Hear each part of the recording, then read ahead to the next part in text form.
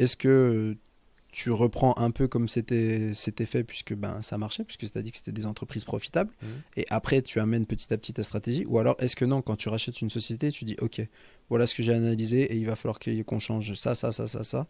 Je te pose cette question puisque bien sûr tu m'as dit que tu gardais le cédant quand même 3 6 mois, un an, et ça peut être de la même manière compliqué pour un Mhm. cédant de se faire imposer une nouvelle stratégie, une nouvelle ligne directrice. Ma recherche est de reprendre des sociétés profitables. Donc, ça veut dire qu'il y a déjà un track record, il y a déjà une profitabilité sur plusieurs années. Mm. Donc, le but, c'est quand même de réitérer l'expérience. Ok. Donc, à 80%, le nouveau directeur général va réaliser les mêmes tâches que le cédant.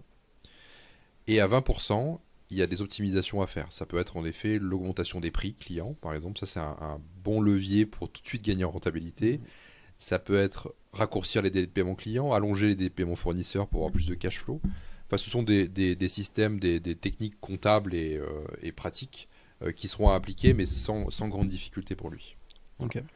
Et en effet, le cédant peut avoir une appréhension au début à travailler avec un nouveau directeur général, sachant que le cédant, pendant la période d'accompagnement, c'est lui quand même le patron de l'entreprise encore. Mm.